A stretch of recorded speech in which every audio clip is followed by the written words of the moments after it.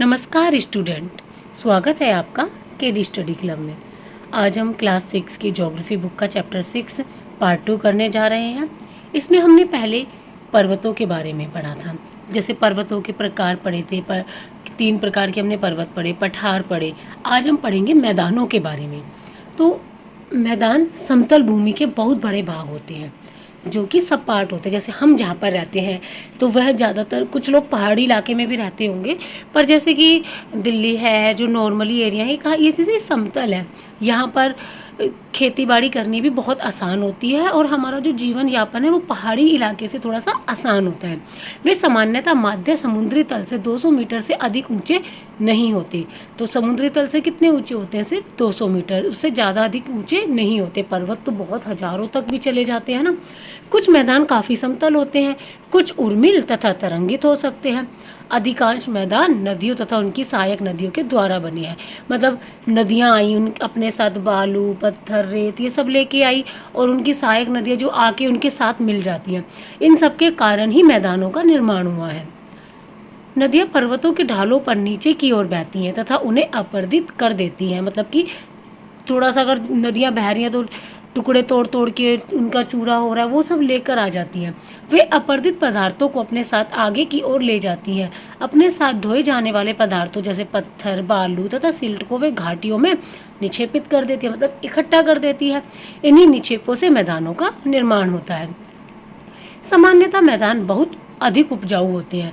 अधिक उपजाऊ किस लिए होते हैं? क्योंकि नदियों द्वारा ही इनके जो लाई हुई मिट्टी होती है वो काफ़ी उपजाऊ होती है और नदियों के आसपास का एरिया ही ज़्यादातर आपको समतल मिलेगा।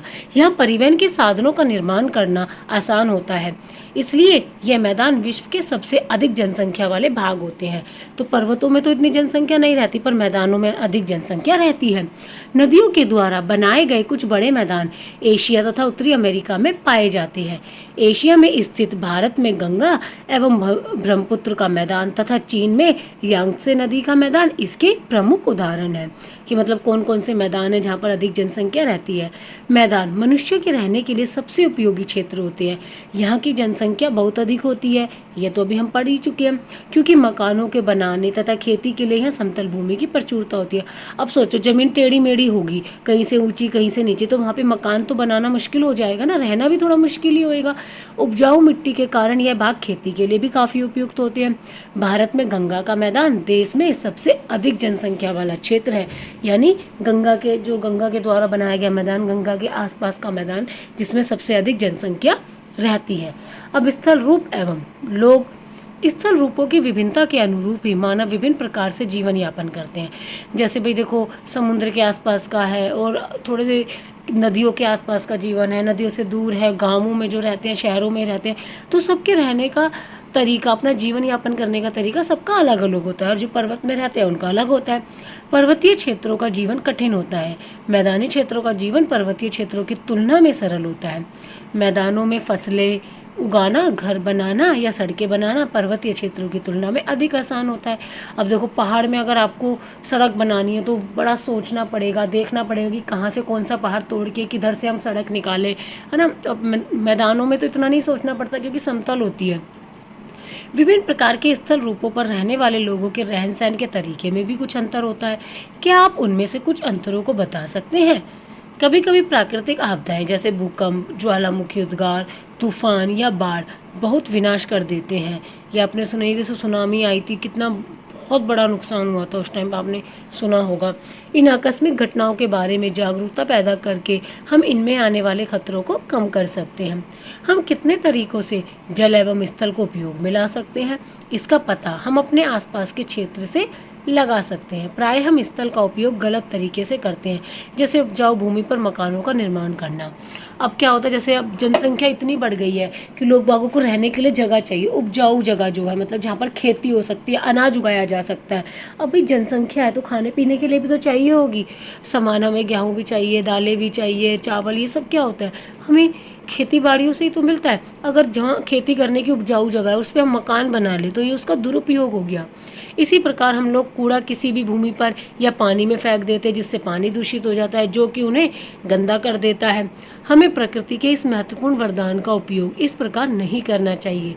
उपलब्ध भूमि केवल हमारे ही उपयोग के लिए नहीं है, ये हमारा कर्तव्य है कि हम आगे आने वाली पीढ़ियों के लिए पृथ्वी को सुरक्षित रखें। देखो, अगर पृथ्वी सुरक्षित नहीं होगी तो हमारे आगे आने वाली पीढ़ी, हमारे बच्चे, फिर उनके बच्चे, फिर उनके बच्चे, तो उनके लिए तो कुछ बचेगा ही नहीं। सब कुछ दूषित, बेकार ऐसी चीज़ें बचेंगी ना, क्योंकि हम सब कुछ दूषित कर चुके होंगे। अब क्या करते हैं बंदे, बसों में जा रहे हैं, कुछ भी खाते हैं, जो रैपर वगैरह होते हैं फेंक देते हैं सड़क पे। क्या आप घर में भी ऐसी फेंकते हो? नहीं, ऐसी चीज़ें हमें इधर उधर नहीं फेंकनी चाहिए। आप बैग तो आपके पास होता ही है या पॉकेट होती है, उसमें रखिए, जहाँ आपको डस्टबिन दिखे वहाँ पर चीज़ों को फेंकिए। ठीक है, जितना हम अपनी तरफ से साफ़ सफाई रख सकते हैं उतनी तो हमें रखनी ही चाहिए। अब देखो, इसमें 4 जगह दिखाई गई है। एक मरुस्थल है, जहाँ पर एक ये नाव है, ये समुद्र है, यहाँ पर हरियाली सी है। ठीक है, चित्र संख्या 1 से 10 को ध्यान से देखिए और प्रत्येक के लिए एक एक वाक्य लिखिए। ठीक है, ये आगे भी दे रखी है, ये घर बने हुए, यहाँ खेती बाड़ी हो रही है, यहाँ कैसे दूर दूर घर है और सीढ़ी नुमा खेती हो रही है।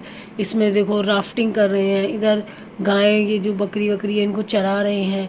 यहाँ देखो बर्फ़ गिर रही है। कितने अलग अलग प्रकार की मतलब जलवायु भी होती है, तो रहन सहन उसी के हिसाब से हमारा होता है। ये चैप्टर यहीं समाप्त होता है। आगे हम इसके प्रश्न उत्तर के साथ मिलेंगे। धन्यवाद स्टूडेंट्स।